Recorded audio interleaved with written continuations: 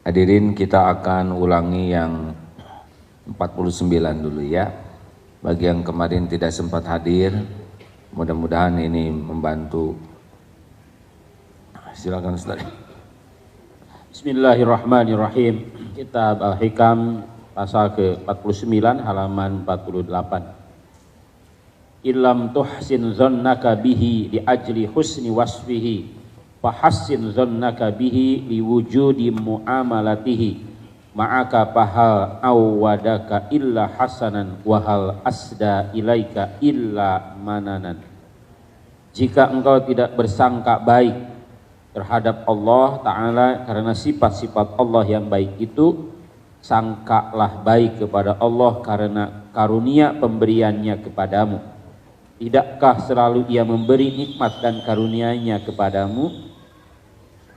Jadi Allah dalam hadis qudsi berfirman begini, Ana inda dhanni abdi bi, aku sesuai prasangka hambaku. Jadi zon kepada Allah, prasangka kepada Allah itu sangat menentukan karunia Allah kepada kita.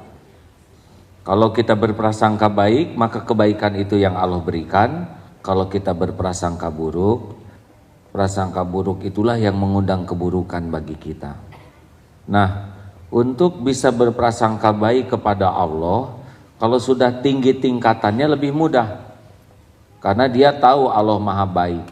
Tapi makom ini tidak semua orang bisa mencapainya dengan mudah. Ada tahapannya, yaitu fokus kepada kebaikan Allah kepada kita. Kalau kita tidak bisa langsung berbaik sangka kepada ketentuan Allah, maka kita lihat kebaikan Allah kepada kita selama ini, itu menyampaikan kita kepada husnuzon ke Allah. Sekarang ketika sekian triliun makhluk Allah ciptakan, manusia sekitar 7,5 miliar. Alhamdulillah kita ditakdirkan jadi orang Islam. Cuman 1,5 miliaran, benar? Di antara orang Islam, alhamdulillah kita ditakdirkan Islamnya yang ada iman. Karena kita tahu tidak semua umat Islam juga memiliki akses untuk meningkatkan iman.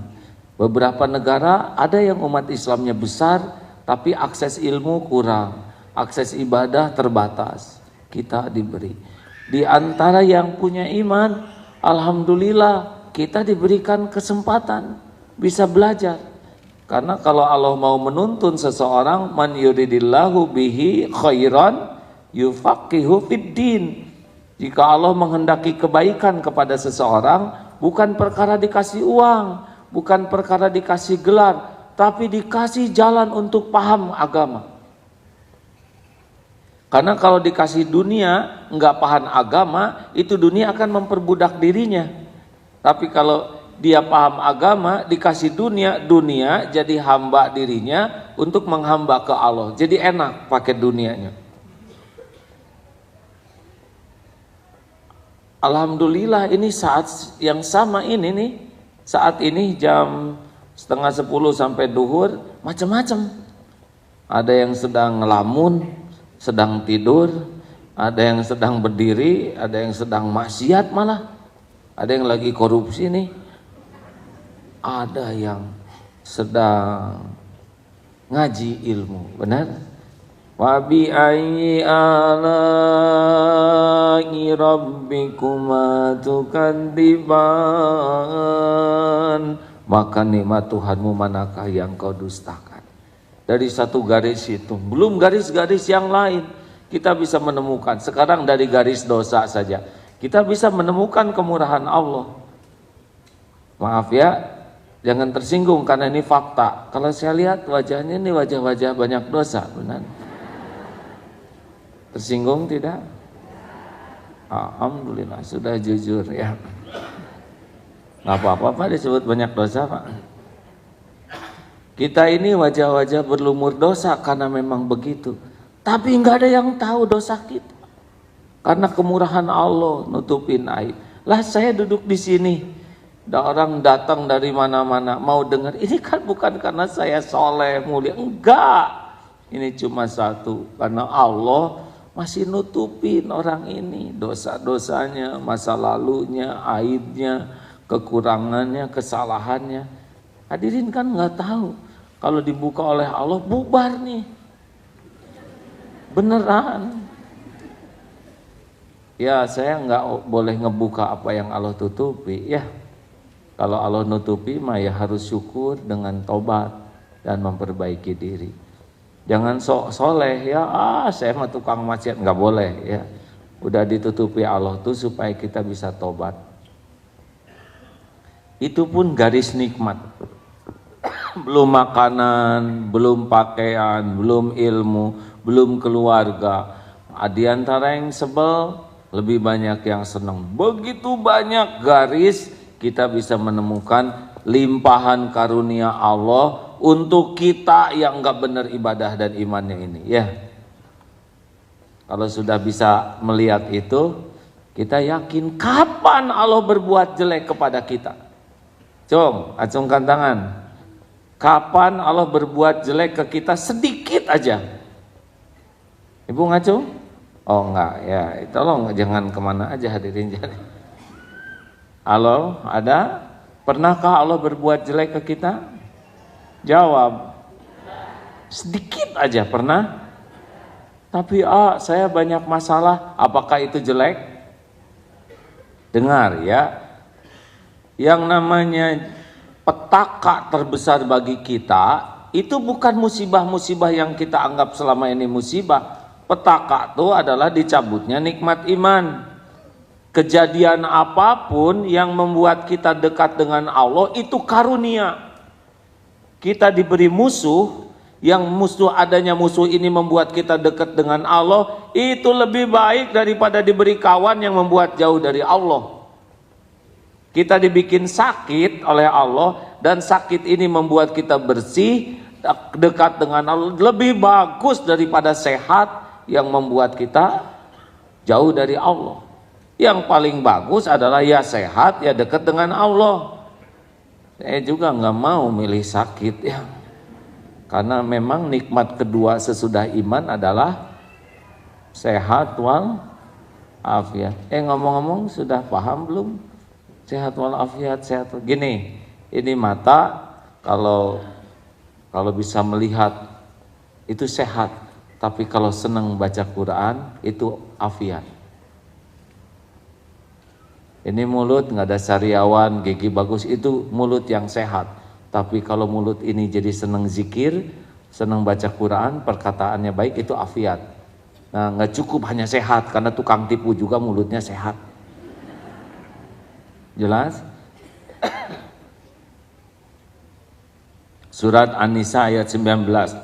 Wa asa an takrahu syai'aw wa yaj'al lahu fihi khairan katsira. Mungkin kamu tidak menyukai sesuatu, fa'asa an takrahu syai'a wa yaj'al lahu fihi khairan katsira. Padahal pada yang tidak kita sukai itu ada kebaikan yang sangat banyak. Nah, kita suka sok tahu ya. Makanya kalau kita ingin memiliki prasangka baik kepada Allah, kita harus lebih banyak mengingat kebaikan Allah kepada kita. Itu enak. Jangan kebanyakan mikirin kejelekan orang, ngotorin hati. Bu, ibu, nggak usah capek-capek mikirin kejelekan suami ibu. Pertama udah jelek betulan. Yang kedua enggak selesai dengan dipikirkan oleh ibu. Kemarin tuh, bolehkah saya menyelidiki SMS suami saya? Mau apa? Sekarang pas ketahuan yang enggak enak kan jadi sengsara sendiri. Apa suami jadi robah? Belum tentu. Mendingan enggak usah bongkar-bongkar SMS suami. Ya, biarin sama-sama tua inilah. Di sisi Allah mah hitungan masing-masing, betul? Ibu mah ambil air wudhu, walaupun tergeletak itu handphone tertinggal, kesempatan emas ya. Tapi ibu kan nggak tahu kuncinya ya.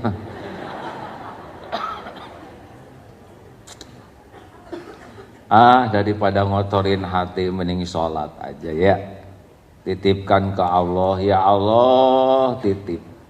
Suami saya yang kau sudah tahu dia segitu adanya. Tulungan ya Allah supaya bisa terpelihara, terjaga. Panteng saja ingat karunia Allah. Betul? Nih sekarang lagi musim di TV nih. Ustadz heboh-heboh ya. Segala macam ustadznya. Habis terlalu gampang sih kita nyebut ustadz tuh ya. Padahal yang saya tahu katanya ya, dan saya bukan ustadz ya, Agim. Saudara kan nggak pernah nyebut Ustadz Agim, benar?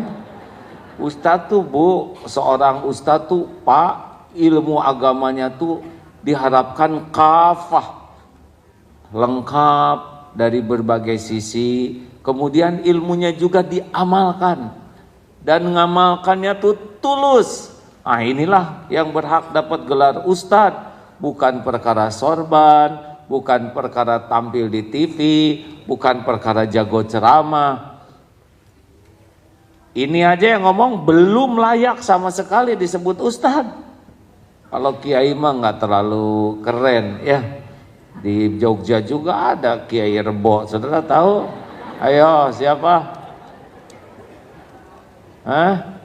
Kiai Rebo ada, Kebo Bule bu ada. Dan saya juga tidak tahu ada yang menyebut kiai itu, ada orang lain yang menilai. Nah, hati-hati kalau kita lihat begitu sehingga waktu kita tersita mikirin kejelekan dan lupa Allah sudah menyelamatkan kita. Gini ya, lihat orang berbuat maksiat. Satu sisi kita lihat, sisi lain adalah kita ingat Allah nyelamatin kita dari maksiat itu. Benar? Lihat orang-orang, lihat di TV, wah segala macam. Alhamdulillah kita ditolong oleh Allah, tidak berbuat kesia-siaan begitu. Itu harus kembali ke Allah tuh. Lihat yang fakir, miskin. Kita bukan mensyukuri kefakiran mereka, tapi kita bersyukur kita dicukupi. Jadi jatuhnya tuh syukur. Ini bisa husnuzon ke Allah. Surat Ar-Rahman ya, sudah hafal belum? Ayo hafalin. Hafalkan, pakai tahajud, nanti bisa nangis terus. Wa bi ayyi ala'i rabbikuma tukadziban kullu man 'alaiha fan wa yabqa wajhu rabbika dzul jalali wal ikram. Semua pasti binasa kecuali wajah Allah Dzal jalali wal ikram, yang maha perkasa, yang maha mulia. Nah, baik, kita nomor selanjutnya ya. Yang hari ini nomor 50. Silakan Ustaz. Al-ajabu kullul ajabi mimma yahrabu mimma lang fikaka lahu anhu wa yatlubu ma la baqa'a lahu ma'ahu fa innaha la ta'mal absaru walakin ta'mal qulub allati bis sudur. Keajaiban yang sangat mengherankan terhadap orang yang lari dari apa yang sangat dibutuhkan dan tidak dapat lepas daripadanya, dan berusaha mencari apa yang tidak akan kekal padanya. Sesungguhnya bukan mata kepala yang buta, tetapi yang buta ialah mata hati yang ada di dalam dada. Kalau mata buta hanya tidak lihat dunia, tapi kalau hati buta dia tidak akan melihat kebenaran. Dia tidak akan bisa melihat Allah Subhanahu wa ta'ala dalam tanda kutip ya, kekuasaannya, kehebatannya, kebaikan. Dan mata buta itu bukan masalah besar, itu hanya sebuah episode dari Allah bagi yang tunanetra dan ladang amal bagi orang yang jadi jalan kebaikan. Umroh kemarin 7 diantaranya adalah dari grup Umi Maktum Voice. 4 tunanetra, 3 awas. Syariatnya dengan adanya yang tunanetra ini yang awas ke bawah umroh, ya. Karena yang tunanetra harus dituntun. Tolong kalau ada melihat tunanetra jangan jadi bahan gurauan, ya. Atau jadi bahan tertawaan, karena boleh jadi kedudukan mereka lebih tinggi di sisi Allah daripada kita. Yang tidak dengar tidak boleh, karena yang bahaya itu bukan ini yang tidak dengar, ini yang tidak dengar. Telinga hati, mata hati, betul? Halo? Beberapa hari yang lalu ceramah di saudara-saudara kita yang diberi kekhususan oleh Allah. Ada yang tidak lihat, ada yang tidak dengar, ada yang fisiknya terbatas. Menakjubkan, tari saman, gak kedengaran, sebagian gak bisa lihat, sebagian gak ada kaki. Hasilnya 4 benua, 19 negara dijelajahi. Ini mah belum tentu senegara pun juga ya selain negara Indonesia. Benar? Nah, berkah dari telinga tidak bisa dengar. Maka tidak boleh ya, kita sepakat jangan meremehkan orang-orang yang diperlakukan spesial oleh Allah. Mungkin telinga tidak dengar tapi hatinya sangat mendengar. Baik. Sungguh ajaib, mengherankan orang yang lari dari apa yang sangat dibutuhkan yang nggak bisa lepas kita darinya. Udah perlu, nggak bisa lepas, tapi kita menjauh dan sibuk mencari apa yang pasti nggak kekal buat dia. Ini kan punten ya, blow on, betul tidak? Ada kesepakatan ini. Misal yang paling sederhananya, seseorang sakit punya obat ini sangat penting dan sangat tergantung oksigen lah ya. Misal dia tuh sesek, saya bukan dokter ya, kurang paham, tapi dia sesek, dia perlu oksigen, tapi dia lari dari sesuatu yang dia perlu dan tergantung, dia tinggalkan, malah nyari tisu, mempet kan rada riut. Itu perumpamaan sangat sederhana. Jadi yang namanya orang yang cerdas, mata hatinya terbuka, tahu nih, saya harus tahu apa yang paling penting bagi saya dan apa yang saya tidak bisa lepas daripadanya. Apa? Siapa? Surat Ar-Rahman ayat 29. Yas'aluhu man fis samawati wal ardh kulla yaumin huwa fi sya'n fa bi ayyi ala'i rabbikuma tukadziban. Semua yang di langit bumi, yas'aluhu man fis samawati wal, semua bergantung ke Allah. Karena Allah lah pencipta kita, Allah lah pemilik diri kita, Allah lah yang menguasai diri kita, dan kita nggak bisa lari dari Allah. Setiap saat kita membutuhkan Dia. Tapi sayang orang tidak menyadari. Coba, yang paling sederhana nih sekarang, kita mau punya rezeki. Banyak orang yang nggak ingat ke Allah, pontang panting pentong. Padahal tinggal bicara saja, ya Allah saya akan menjemput rezeki jatah saya. Didengar tidak oleh Allah? Kira-kira disia-siakan tidak? Tidak, akan ditunjuki kita berjumpa dengan rezeki kita dengan cara yang berkah. Kehormatan terjaga, rezekinya cukup, nggak stres, nggak ngerusak ibadah. Gitu. Yang belum punya jodoh, coba nyari kemana? Nyari ke paranormal, nanti jadi dekat jodohnya. Ya, bagaimana Pak, jodoh saya sudah dekat katanya. Bagaimana? Lebih dekat lagi sekarang. Jadi jodoh saya siapa? Saya, kan ngaco hatinya. Bukan saya ini hadirin ya. Sudah cukup saya ya. Saya KB 2 saja cukup hadirin. Ini juga gemparnya. Tidak boleh sesali ya hadirin.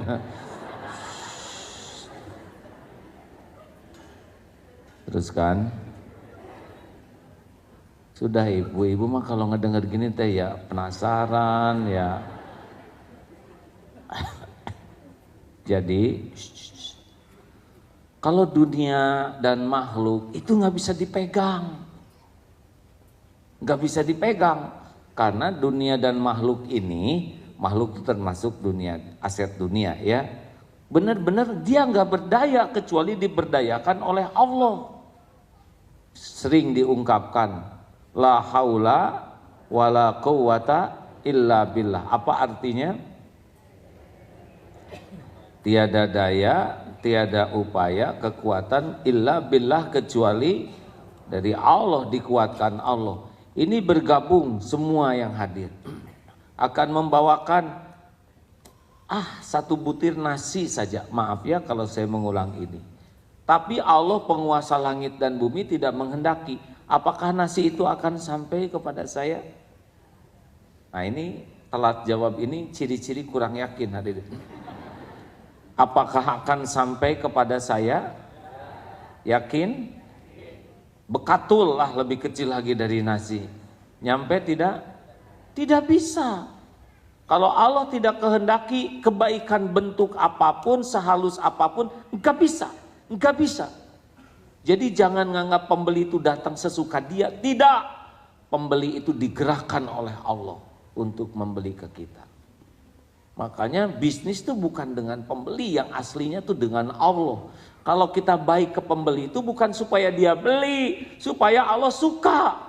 Karena yang beli itu belum tentu, yang datang itu belum tentu bawa rezeki kita. Benar? Halo? Jadi kita mah nggak usah akal-akalan, tipu menipu, rekayasa, muji-muji diri, ngejatuhin orang lain. Ini mah bisnis kurang iman. Kita mah bener aja, pedagang jujur, pedagang berakhlak, pedagang tulus. Wes, selebihnya Allah bakal ngedatengin siapa yang akan dia kehendaki nyampaikan ke kita. Makanya ini para pemuda yang belum punya pendamping, tidak usah lebay ya. Pakai mobil ganti-ganti jadi curiga ya. Sekarang yang banyak ganti mobil itulah yang dicurigai, betul. Ini mungkin di bengkel nih kerjanya ya. Tidak usah lebay ya. Istiqoroh yang kuat, jaga akhlak yang baik. Dan kalau saudara mau rumah tangga sakinah, tidak usah dipamer-pamer dengan foto atau video ditayangkan. Enggak, itu sakinah itu bukan untuk acting ya.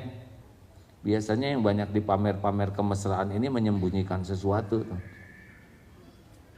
bukan berdasarkan pengalaman hadirin ya. Tapi besar kemungkinan seperti itu. Hati-hati, hati-hati ya. Jangan disandarin siapapun, tidak boleh disandarin. Karena yang disandarin tidak bisa. Ini janji nih mau ngasih order, ya dengar sih dengar. Tapi nggak bisa disandarin, karena sekarang ngasih order nanti malam dijemput oleh Allah. Lewat malaikat maut, nggak jadi dia ngasih ordernya. Karena dia punya order lain dikubur. Ayo. Makanya enggak boleh hati itu terikat oleh selain Allah, karena selain Allah tidak bisa mendatangkan manfaat illa biiznillah. Jelas? Baiklah, nanti akan saya loloskan itunya ya. Nah, sekarang ditahan, betul tidak? Karena pengadilannya beliau begitu. Dan ingat baik-baik, kalaupun ditakdirkan ditahan bukan berarti keburukan. Tergantung dibawa kemana dia ya. Kalau dengan ditahan jadi dekat dengan Allah itu bagus berarti. Tapi jangan pakai tapi, pahit mah di mana aja juga bisa ya. Sakit boleh jadi kebaikan dari Allah. Ditipu baik atau buruk? Ditipu baik atau buruk? Tegang nih ya. Nyebut buruk takut salah, nyebut baik takut ketipu. Allah juga tahu hadirin, kita teh nggak mau ditipu, saya juga tegang hadirin. Tapi kalau udah kejadian pasti baik. Kenapa ya? Allah menakdirkan saya ketipu. Biasanya orang ketipu lebih fokus mikirin yang nipu. Boleh, tapi tidak boleh dominan. Karena kita ketipu juga biiznillah, izin Allah bukan? Jawab, ma asaba min musibatin illa biiznillah. Surat Al-Ankabut ayat. Ayo Ustaz, masa yang gini lupa, periksa ya. Enggak boleh lupa Ustaz ya. Ya saya mah agim, betul tidak?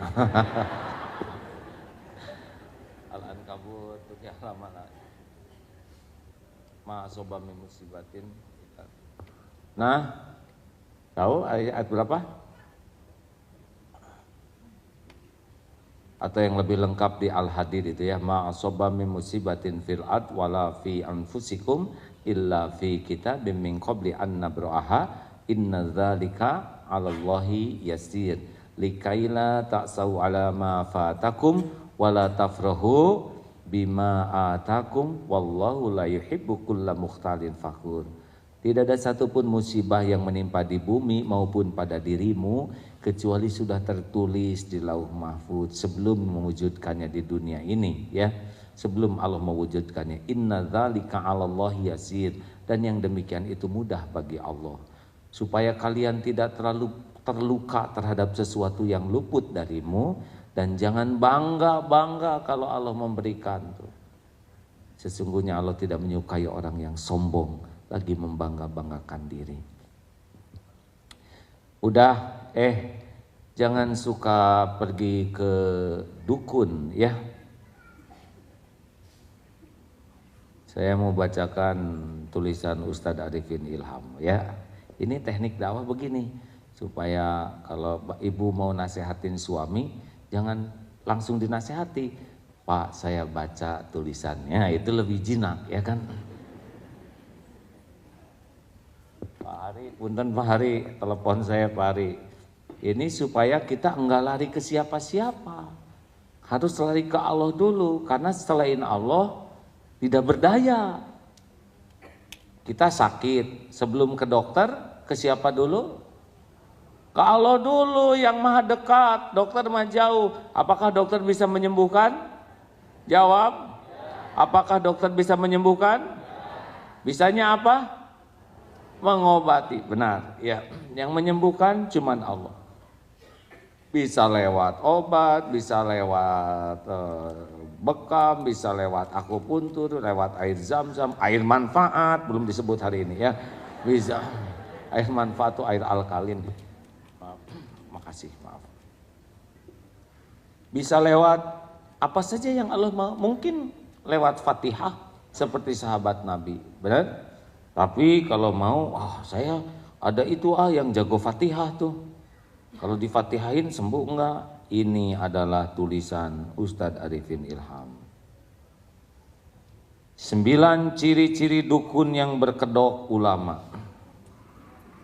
Ini tulisan beliau ya. Saya membacakan karena saya setuju. 1, kata Ustadz Arifin Ilham, tidak menggunakan nama aslinya. Dia akan menggunakan nama yang mengesankan kedikjayaan.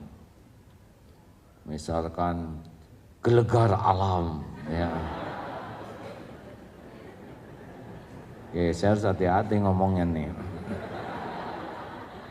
Atau pasak bumi. Oh, ada yang salah itu, maaf ada ini. Itu obat kuat, salah ada. 1, kata beliau, karena memang kalau ulama mah enggak perlu pakai label-label misalkan Ustadz Edi Abu Marwah Halilintar, enggak perlu hadirin, betul tidak Ustaz? Coba lihat para ulama, enggak ada pakai gelar-gelar yang ingin menunjukkan kedikjayaan. Adapun diberi gelar Al-Hafiz itu pasti bukan oleh beliau, ya. Enggak memerlukan. Apa sih perlunya kita dianggap hebat oleh orang lain? Apa perlunya? Apa perlunya kita dianggap hebat oleh orang lain? Enggak ada perlunya. Makanya enggak ada sebetulnya dalam riwayat Islam Superman, enggak ada. Gak ada perlunya berbuat kebaikan aja sing ikhlas ya. Gak ada perlunya kita dikagumi orang. Karena orang gak punya apa-apa, tetap aja cicilan kita yang bayar dan sebagainya ya. Ini yang kedua, katanya memang ini orang-orang yang tidak asli takut ke Allah, dia akan sering pamer kesaktiannya dalam tanda kutip. Bahasanya istijraj. Tahu istijraj?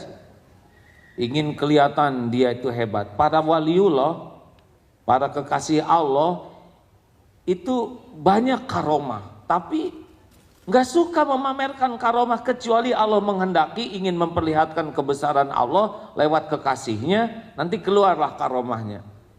Tapi beliau mah nggak ada nikmatnya dengan karomah, nggak ada kepentingan dengan pujian, pengakuan, kekaguman orang. Para waliullah, para ulama yang benar-benar dekat dengan Allah mah puasnya hanya dengan Allah, bukan dengan pujian orang. Tetapi orang yang membutuhkan klien, dia akan memamerkan kesaktian palsunya. Jangan suka percaya yang gitu-gitu ya. Tapi katanya keluar dari sini kawat. Ya dari mana tuh ya. Yang ketiga, ulama dukun yang berkedok ulama, ilmu syariat agamanya tidak mumpuni. Jadi seada-adanya, dan ilmu itu pun bukan untuk kepentingan dia. Ilmu agama itu untuk kepentingan melegalisir perdukunannya, versi dia. 4, memanfaatkan para tokoh untuk melegalisir prakteknya, yang sebenarnya tokoh itu pun belum tahu persis praktek tersembunyinya, karena sang dukun akan menampilkan seakan-akan dia sesuai dengan syariat. Gini hadirin, punten ya, kalau mungkin saudara-saudara yang sudah pernah belajar ilmu, kalau dalam ilmu agama ya ilmu hati atau mungkin psikologi perilaku seseorang, sebetulnya kalau orang jujur, orang lempeng mah ngomongnya teh nggak ada beban. Tapi kalau orang menyembunyikan sesuatu, pasti itu jadi nggak alamiah. Pernah lihat di TV tentang penelitian kinerja otak. Kalau kita bohong, si otak tuh kerjanya lebih berat. Seperti tawaf lawan arus, pasti lebih susah, ya.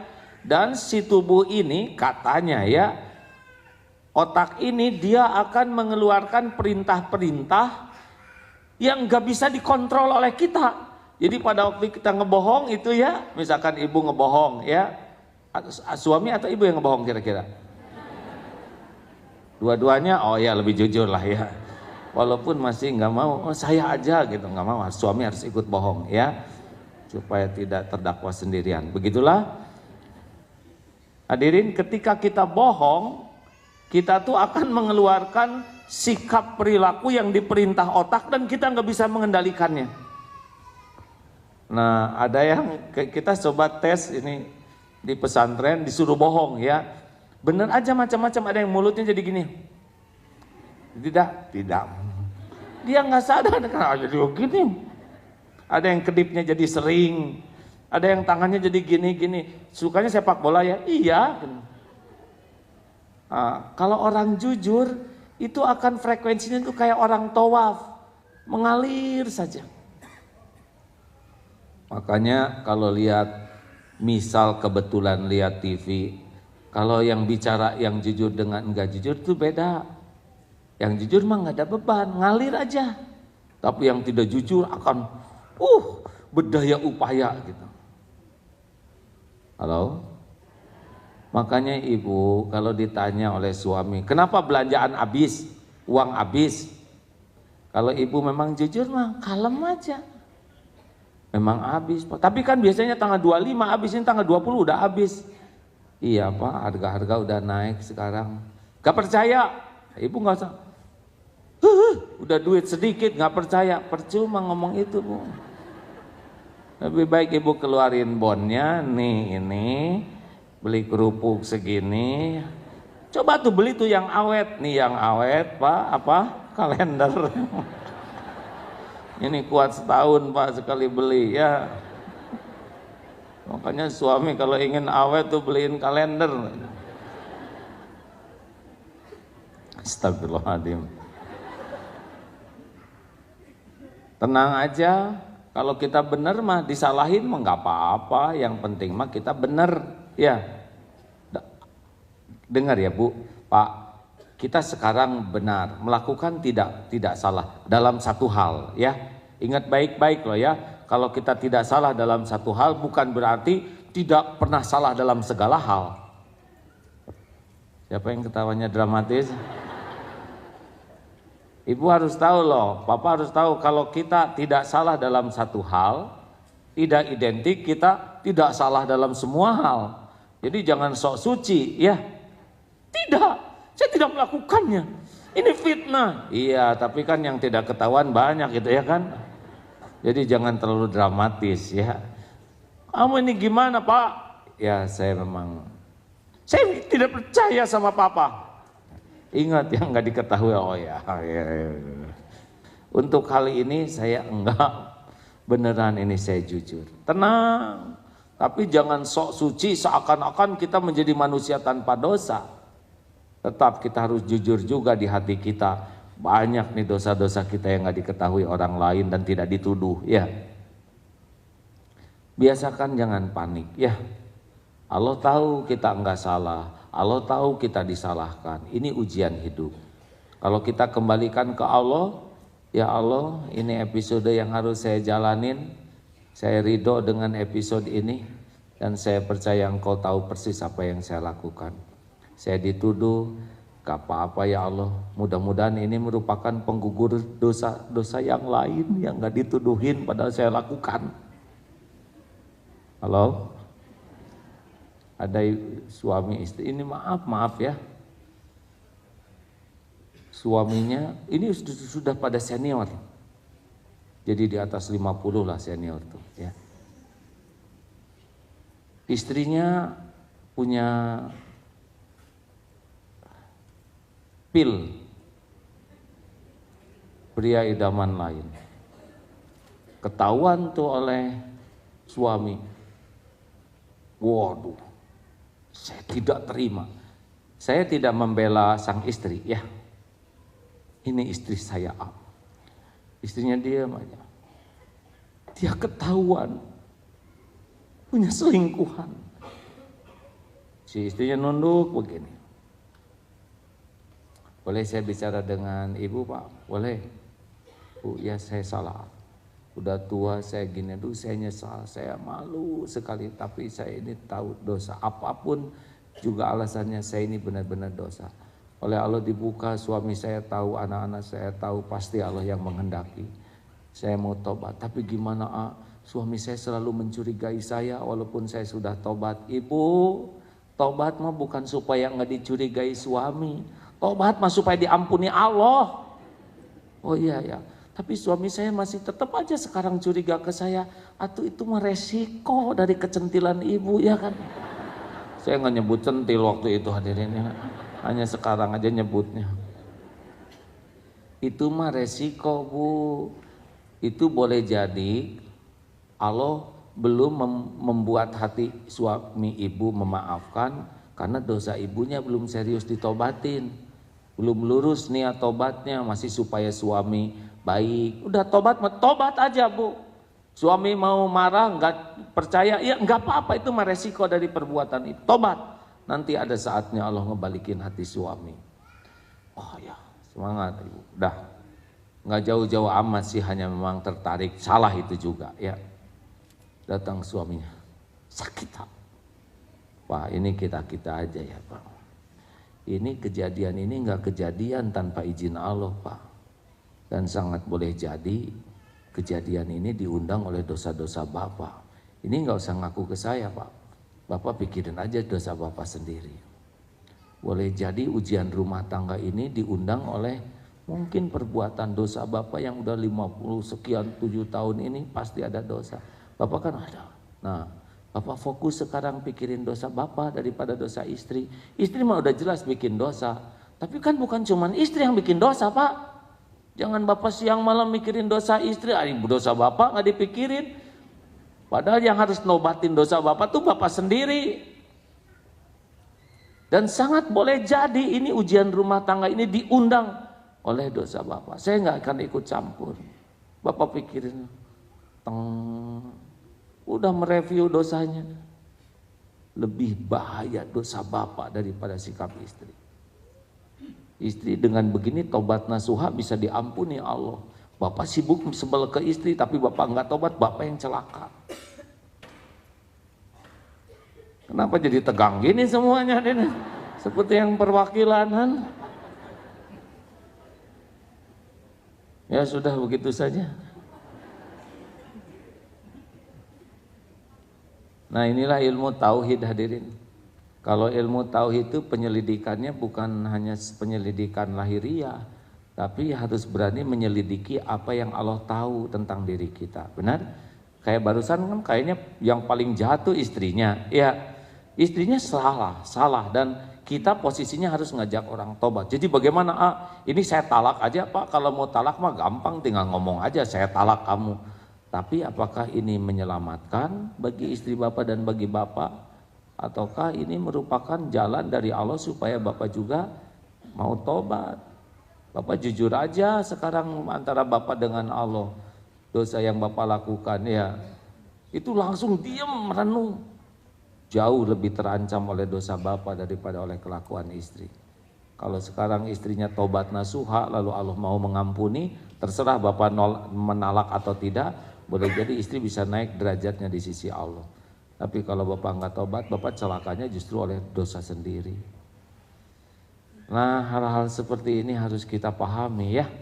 Jangan sampai kita malah fokus kepada yang salah fokus. Harus kembali ke Allah semuanya. Dah segitu aja hadirin. Kita tukar pikiran ya. Masih lama ini. Ya dan saya juga nggak akan langsung berhenti Bu, mau tanya jawab ya. Boleh acungkan tangan yang baru datang hari ini? Boleh? Alhamdulillah, terima kasih. Bapak tahu dari mana? Dari istri. Sukses ya. Acungkan tangan yang sudah ngajak yang lain, Cung. Yang sudah ngajak. Yang berhasil mengajaknya, Cung, ada yang sukses? Yang masih belum berhasil ngajak tapi belum mempan, Cung. Nggak apa-apa ya, ngajak juga sudah jadi kebaikan. Tidak identik kita melakukan ini harus jadi ini, enggak harus ya. Baik, terima kasih bagi yang baru hadir. Jadi pengajian ini 2 minggu sekali. Kajiannya adalah membaca kitab Al-Hikam. Yang aslinya sih kitab kuning, ini mah terjemah saja dan diartikan sebisa-bisanya lah kayak gitu ya. Kitab Al-Hikam ini ditulisnya oleh Imam Ibnu Athaillah, seorang ulama yang dikenal kecintaannya ke Allah. Tidak semua orang senang dengan kitab-kitab seperti ini, tapi ya setiap orang punya hak masing-masing lah ya. Baik, boleh ada pertanyaan? Tidak ada? Kalau tidak ada kita akhiri. Ada yang mau nanya? 1, 2. Doa kita apa nih hari ini belum ya?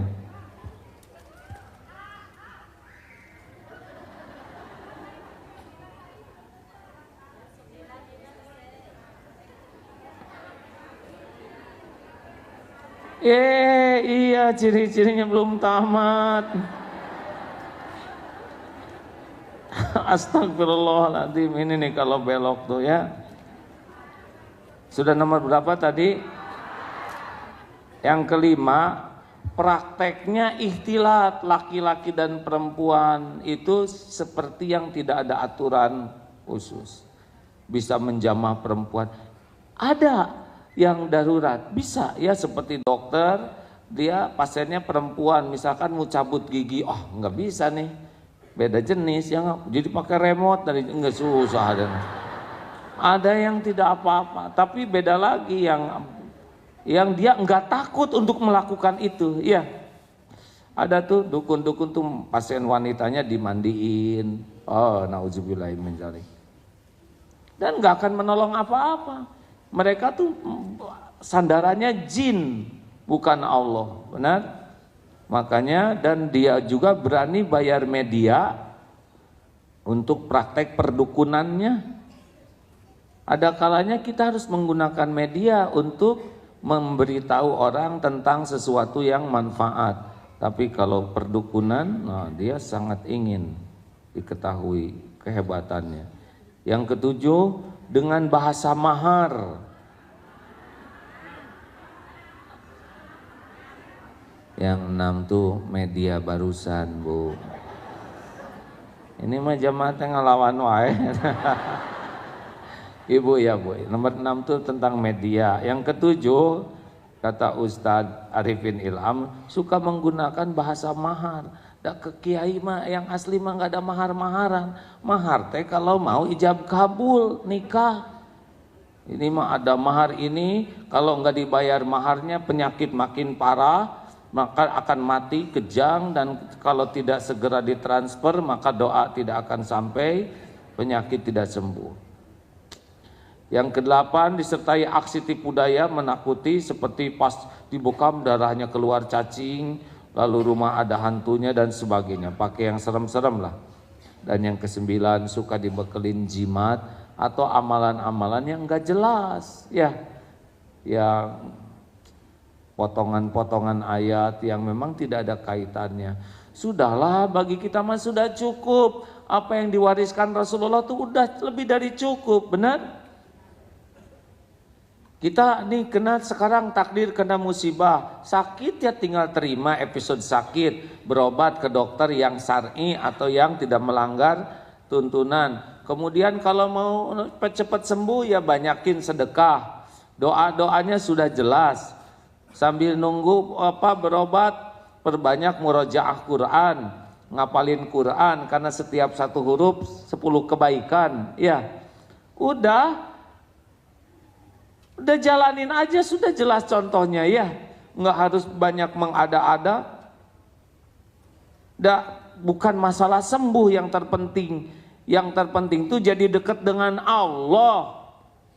Mungkin susah dekat dengan Allah gara-gara sehat, tapi diberi sakit bisa jadi dekat, betul? Jangan ngatur Allah lah, ingin boleh, ngatur jangan. Nih, kalau udah kejadian harus ridho. Ingat teori genteng jatuh, jangan sampai genteng jatuh, saya tidak terima. Saya tidak terima. Padahal tanda terima sudah jelas, ya benyut. Ibu, bapak ingat ya, kita sering menangisi masalah, itu nggak jadi selesai. Kita nggak ridho kepada episode, itu tidak akan merubah episode jadi cocok dengan keinginan kita. Tolong dengar ini baik-baik ya.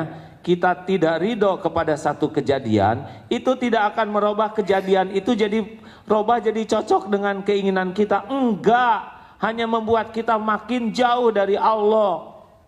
Contoh nih ya, yang mau menikah terus batal, si calonnya nikah dengan yang lain, ini enggak terima, itu enggak jadi sama dia, ada bukan jodohnya. Yang jadi itu jadi stres.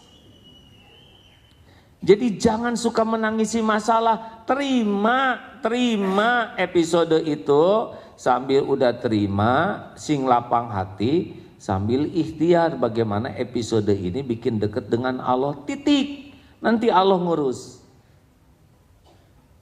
Halo? Nah gitu. Nasi jadi bubur, terima sambil cari cakwe, ayam, kacang polong, kerupuk, kecap, seledri, bawang goreng. Jadi bubur ayam spesial. Kalau nggak nerima dia nggak nyari cakwe. Kamu sih kebanyakan air. Tetap bubur ya. Oh, beruntungnya orang-orang yang bisa menyikapi hidup ini dengan tepat ya. Dan yang jadi masalah mah bukan masalahnya, tapi sikap terhadap masalah. Nih sekarang lagi UAS anak-anak ya, ujian kan, UAN apa? Itu bukan soal tuh tidak ada yang bahaya. Yang nanti enggak lulus pasti bukan karena soal, tapi karena salah jawabannya.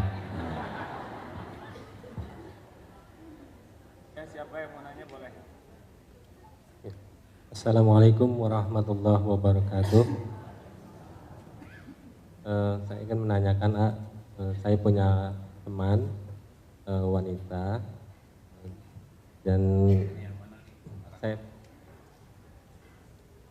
kami ini kebetulan dia adik kelas saya di waktu SMA, dan kita berkawan di media sosial seperti Facebook, dan saya pernah membaca statusnya itu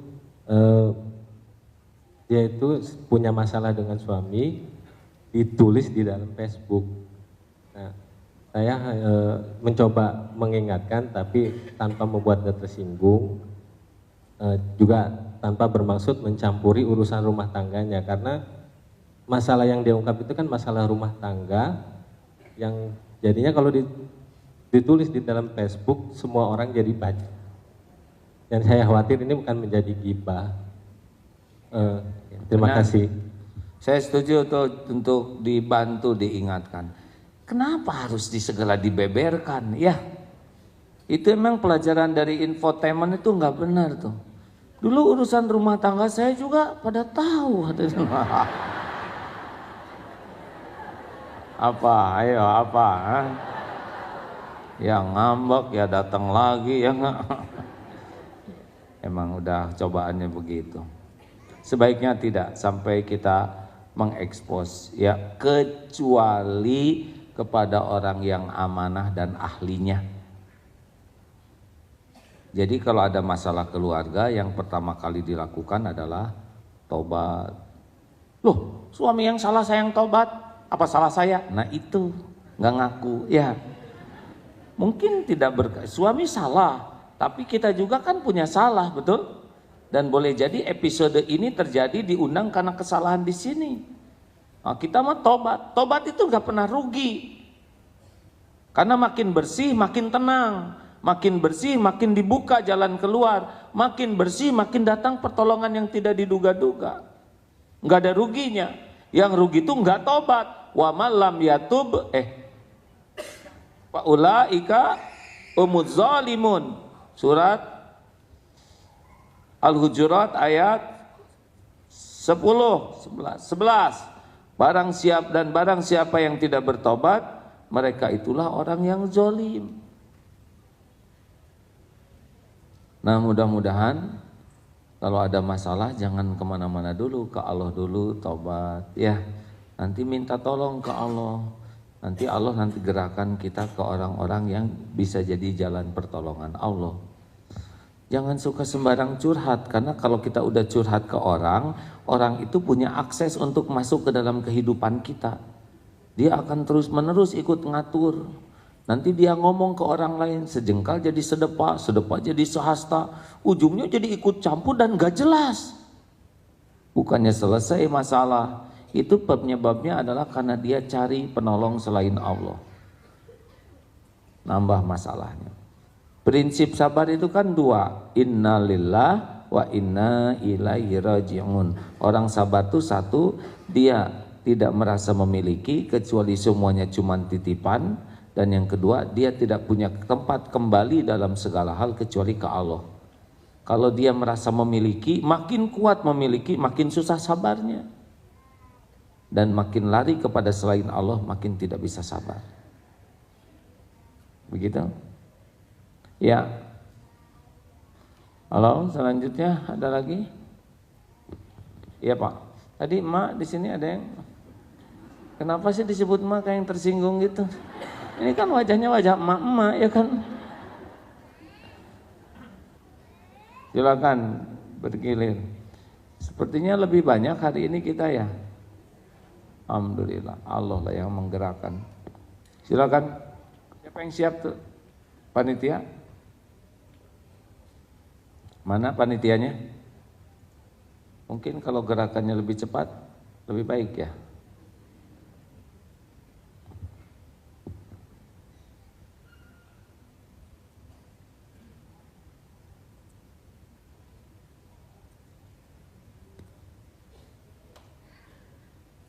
Assalamualaikum warahmatullahi wabarakatuh. Mendengar tadi pengobatan Ustadz yang ini dukun itu, gimana kalau udah pernah terlanjur kita pengobatan seperti itu gitu, kita minta taubat masih bisa terima nggak sih sama Allah gitu. Terus yang kedua, di saat kita memaafkan orang gitu, kadang-kadang dari mulut itu lebih mudah kita memaafkan, ya aku maafkan gitu. Tapi di hati ini kadang-kadang, ya Allah, Kau Maha Adil, ya Allah balas dia ya Allah gitu, boleh nggak gitu? Kayaknya ini efek pengobatan ini hadirin. Aduh. Sebetulnya ya coupling memaafkan dan coupling melupakan itu beda coupling. Kalau memaafkan couplingnya di mulut, tapi kalau melupakan couplingnya di hati. Akan klik kalau dua-duanya di hati, benar? Bagi yang sudah terlanjur ke perdukunan, itu dukun yang diperbolehkan didatangi itu sepengetahuan saya hanya 2. 1, dukun beranak yang sudah dapat sertifikasi bidan. Setuju Ustaz? Istrinya Ustaz ini bidan ya. Yang kedua adalah dukun urut yang sudah dapat sertifikasi tidak salah urut ya. Mau apa datang ke mereka ya, gak ada kerjaan, bisa hilang itu akidah kita. Mereka nggak bisa apa-apa selainnya kayak gitulah, nggak jelas ya. Kalau ulama yang benar-benar mumpuni matang itu tidak akan banyak acting, pasti Pak. Adem, tenang ya. Saya lihat guru-guru saya itu Pak, orang itu tenang, mantep, doanya diijabah tanpa pamrih gitu. Nggak ada acting nggak ada, lurus apa adanya, jernih bicara tuh. Tidak ada sekali keinginan diakui, dianggap hebat, merunduk aja. Itu para ulama yang asli itu begitu Bu. Tapi kalau yang membutuhkan pengakuan orang ya serba dikemas ya, baik bahasa, gaya, sikap maupun penampilan. Gimana nih saya pakai sorban gini ya, nggak apa-apalah ya. Udah kadung pakai sorban dari dulu dan saya merasa dengan sorban inilah saya bisa menghormati saudara-saudara lebih baik.